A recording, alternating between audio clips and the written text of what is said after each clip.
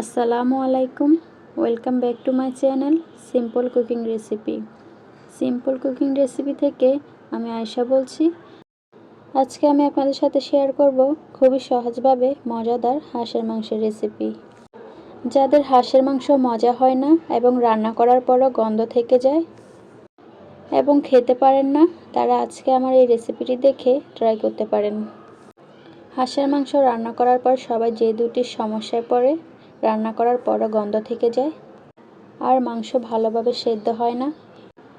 আমি যেভাবে রান্না করেছি এইভাবে ফলো করে রান্না করলে কোনো প্রকার গন্ধই থাকবে না। তো কথা না বাড়িয়ে চলে যাই মূল রেসিপিতে। হাঁসের মাংস রান্না করার জন্য এখানে আমি হাঁসের মাংস নিয়েছি। মাংসগুলো কেটে খুব ভালো করে পানি দিয়ে পরিষ্কার করে ধুয়ে নিয়েছি। মাংস ধুয়ে নেওয়ার পর লেবুর রস দিয়ে মাখিয়ে 20 মিনিটের মতো রেস্টে রেখেছিলাম। লেবুর রস দিয়ে রেস্টে রেখে দিলে কিছুক্ষণ হাঁসের যে গন্ধটা আছে ওই গন্ধটা আর থাকবে না। হাঁসের চামড়াটা অনেকে খেতে পছন্দ করে, কিন্তু হাঁসের চামড়ার ভিতরে মূল গন্ধটা থেকে যায়। এখানে আমি হাঁসের চামড়াটা নাই, হাঁসের চামড়া ফেলে দিয়ে মাংসটাই নিয়েছি। আর আমার পরিবারের সদস্যরা চামড়াটা তেমন একটা পছন্দ করে না, তাই আমি এখানে অ্যাভয়েড করেছি। আপনারা চাইলে চামড়া সহ নিতে পারেন। হাঁসের মাংস রান্না করার জন্য এখানে আমি যা যা মশলা ব্যবহার করব মশলাগুলো একবার দেখিয়ে দিলাম। এখানে আমি নিয়েছি তেজপাতা, নিয়েছি পেঁয়াজ কুচি, আর এদিকে নিয়েছি রসুন বাটা, এদিকে আছে গরম মশলা গুঁড়া, এদিকে আছে হলুদের গুঁড়া, নিয়েছি মরিচের গুঁড়া, নিয়েছি আদা বাটা। এবার চলে আসলাম মূল রেসিপিতে। হাঁসের মাংস রান্নার জন্য চুলায় একটি কড়াই বসিয়ে দিলাম। কড়াইতে দিয়ে দিলাম সরিষার তেল। আজকে সরিষার তেলে হাঁসের মাংসের রেসিপিটা করব। তেল যখন গরম হয়ে আসবে এ পর্যায়ে দিয়ে দিলাম 3টা তেজপাতা। তেজপাতা দেওয়ার পর দিয়ে দিলাম পেঁয়াজ কুচি। এখানে আমি বড় সাইজের একটা পেঁয়াজ কুচি দিয়েছি। পেঁয়াজ কুচি দিয়ে খুব ভালো করে নেড়েচেড়ে দেব। পেঁয়াজ কুচিগুলো বাদামি রং করে ভেজে নেব।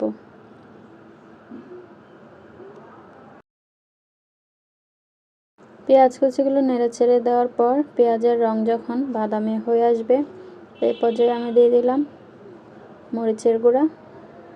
এখানে আমি 3 চামচ মরিচের গুঁড়া দিয়েছি।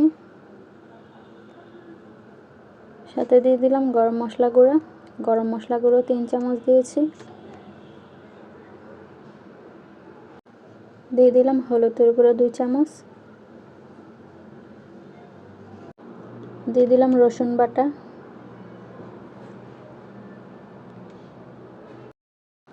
দিয়ে দিলাম আদা বাটা। সমস্ত মশলা দেওয়া হয়ে গেলে মশলাটা এবার আমি খুব ভালো করে নেড়েচেড়ে দেব।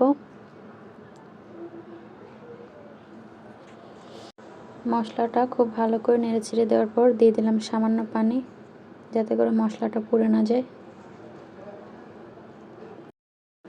মশলাটা খুব ভালো করে নেড়েচেড়ে দেওয়ার পর দিয়ে দিলাম পেঁয়াজ বাটা।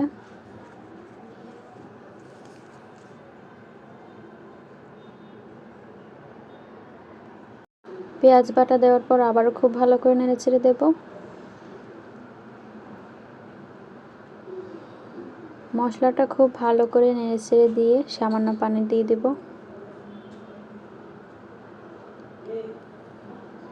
পানি দেওয়ার পর আবারও খুব ভালো করে নেড়েচেড়ে দিয়ে মশলাটা আমি বেশ কিছুক্ষণ কষিয়ে নেব। মশলাটা খুব ভালো করে কষাতে হবে, মশলার গায়ে যেন কোনো গন্ধ না থাকে। মশলাটা আমি খুব ভালো করে নেড়েচেড়ে দিয়েছি। এবার ফিরে আসছি মশলা কষানোর পর।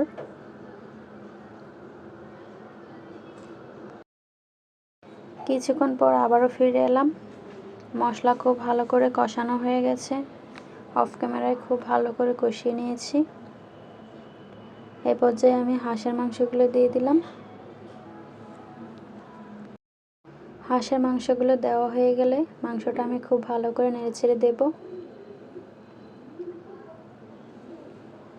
মাংসটা খুব ভালো করে নেড়েচেড়ে ঢাকনা দিয়ে ঢেকে বেশ কিছুক্ষণ কষিয়ে নেব। মাংসটা খুব ভালো করে কষাতে হবে। কষানোর ভেতরে অর্ধেক রান্না হয়ে যাবে। মাংসটা খুব ভালো করে নেড়ে ছেড়ে দিয়েছি। এবার সামান্য পানি দিয়ে ঢাকনা দিয়ে ঢেকে কিছুক্ষণ কষিয়ে নেব।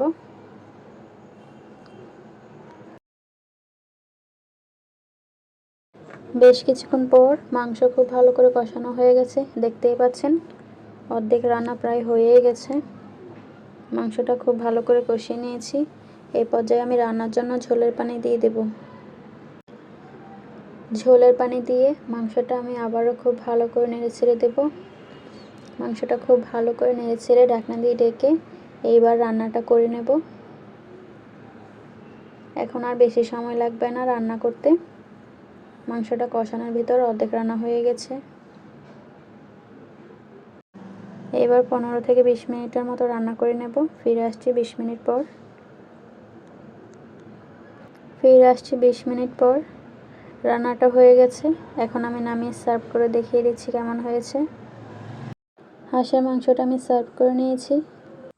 দেখতেই পাচ্ছেন মাংসটা দেখতে কত লোভনীয় হয়েছে আর কালারটা কত সুন্দর এসেছে। আমার এই রেসিপি ফলো করে আপনারাও চাইলে বাড়িতে ট্রাই করতে পারেন। রান্না করে আমাকে কমেন্ট করে জানাতে পারেন যে কেমন হয়েছিল খেতে। এইরকম আরও নিত্য নতুন সহজ রেসিপি দেখতে আমার চ্যানেলের সাথেই থাকুন। দেখা হচ্ছে পরবর্তী রেসিপিতে। এই পর্যন্ত সবাই ভালো থাকুন, সবার সুস্থতা কামনা করছি। আল্লাহ হাফেজ।